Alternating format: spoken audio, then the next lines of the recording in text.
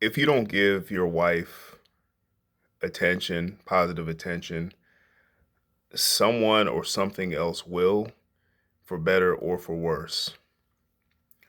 Let me just start with this. My deepest sympathies to the men out there that have done everything right, biblically sound, didn't do anything unrighteous, and did everything they could to be the best husband they could be. And there was still a turmoil, or something didn't work out. There was a rejection, or there was an adulterous behavior, or something like that. My heart goes out to you. My deepest sympathies. I really mean that. So, with that being said, this conversation is more for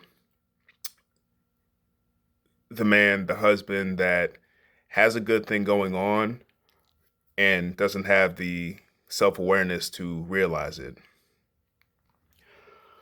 Um, the saying goes, and you might have heard this at some point, you don't date to get married, you get married to date. Basically, what that means is don't take your wife for granted. I think that a lot of times men, and I've been guilty of this too, I'm no saint, but men will sometimes get married. We'll do all the stuff leading up to the marriage. Oh, baby, you're so beautiful. We'll take you on all kinds of dates, whisper sweet nothings in your ear. We'll be the boyfriend, fiance, the greatest of all time. And then, once we officially say I do, and we do the electric slide, have the reception, go on the honeymoon and all that, we stop putting in the same amount of effort. We take our foot off the gas pedal. Shouldn't be like this. Again, guilty. I've been guilty. And that's why I want to help you guys from preventing that same kind of mistake. You got to plan things with your wife, just like you did when you were dating.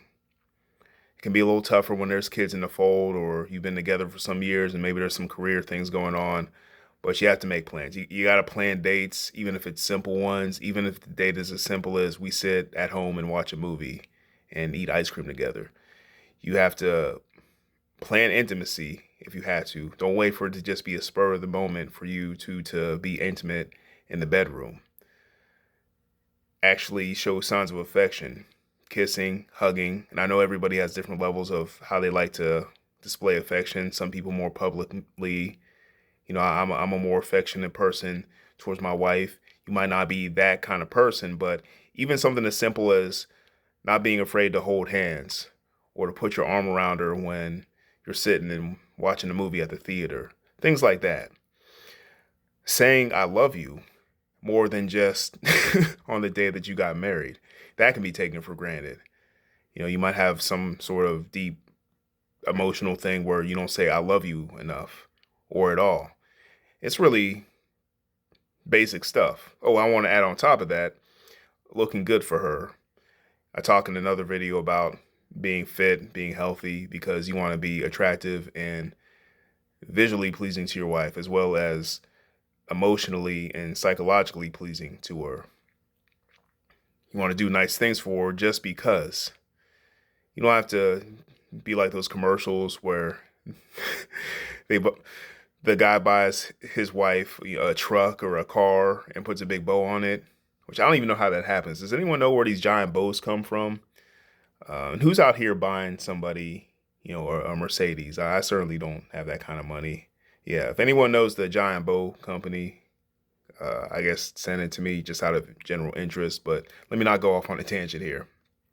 But yeah, you want to do nice things and you want to keep the marriage going. You want to treat it like you were when you were younger dater or younger and dating, maybe kind of nervous and you were learning more about each other and there was more excitement. You're maybe not going to have that same initial honeymoon phase spark, but you got to do things to keep it going. Because the consequences of that, like I said at the beginning, is that if you don't show your wife attention, if you don't give her the attention and the love that she desires, someone else will, for better or for worse, and it's more than likely going to be worse. Think of it this way. Sort of like, no, not sort of, but the devil's like a roaring lion prowling, seeking to devour. And he comes in different entities. I've said in a different video, he's not just a red jumpsuit guy with a pitchfork. He comes in subtleties, and sometimes those subtleties are other potential suitors or saboteurs that try to mess up your marriage and will try to infiltrate and wait for you to slip up and make a mistake with your wife so they can take over. There are people like that out there. You have to remember that your wife is so beautiful and attractive. This is what I say to my wife. My wife is so beautiful and lovely and awesome and wonderful and attractive. I can't be the only person in the world that thinks that. And you have to think that same way with your wife as well. I guaranteed somebody else is attracted to your wife. I guarantee somebody else is attracted to my wife. I can't just rest on my laurels and think that because we tied the knot that I don't have to do anything. Now, I'm not talking about being paranoid or being jealous, scrolling through her phone and all her texts and asking weird paranoid questions and freaking out. I'm not talking about that. Let me be clear. And I'm certainly not talking about being abusive, verbally abusive, physically abusive, or anything like that. So let me just get that out there. What I'm just saying is don't screw it up. Okay? And when you do that other stuff, when you get super duper paranoid, you're overcompensating.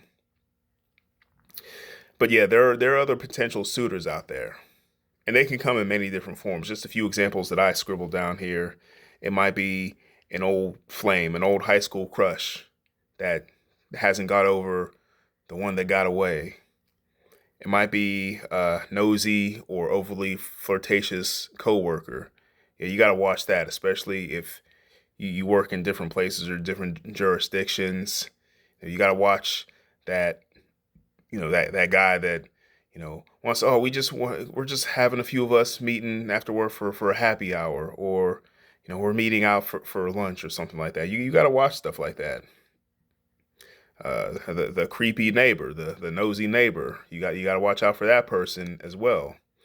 And there's probably a few more examples. I'm not going to talk your ear off about that, but just be mindful of those people.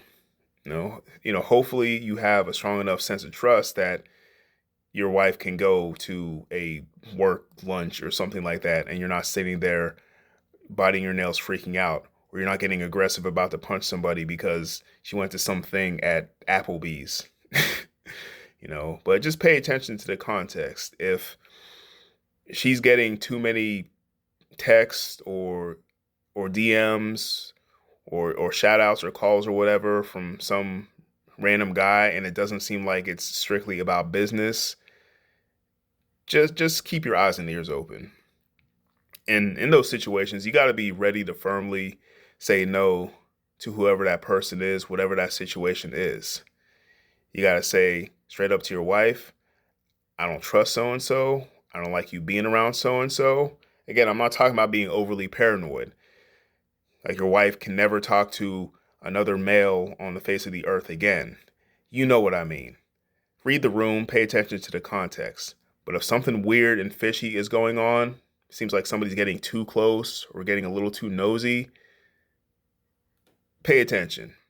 And in those situations, you're going to have to firmly say no. You have to firmly set boundaries. If you have to step it up a notch and, I don't know, set some kind of, I don't know, code word, or, you guys have some kind of bond where you do, curfew is probably the worst word to use right now. It's not like you're like little kids or something like that, but you know what I mean. Set some sort of boundaries where you're going to be in contact and there's going to be no secrets.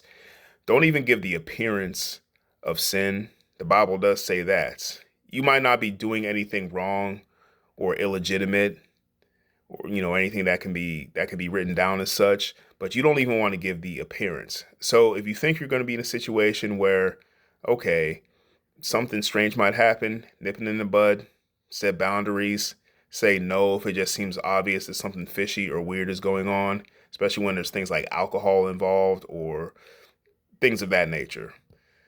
Really read the room in those situations. In conclusion, I want to say this, is that you should as a husband, you shouldn't make a situation so that your wife would have to be an absolute fool to reject you or to be adulterous towards you. She would have to be an absolute idiot because you're checking off all the boxes of what a husband should be. And again, my sympathies go out to guys that have done all those things. You gave her attention, you gave her the affection, you gave her the time of day, tell her I love you, you buy her flowers, chocolates, you listen to her, you provide her the shoulder to cry on, you're great with the kids, you're great with the house, you work hard, you do all those things, and there's nothing, at least in clear sight, that you're doing wrong, and then she does something deceitful to you. My heart seriously goes out to you. But if you're in a situation where things seem like they're going pretty smoothly, but you might be taking your foot off the gas pedal, hopefully this video serves as a reminder to not take any of that for granted. Because trust me, if you do take it for granted, meaning you take your marriage for granted, your wife for granted, there's somebody around the corner waiting to sabotage and blow the thing up. So I hope you got some wisdom from this video. Peace to you, and God bless. Bye.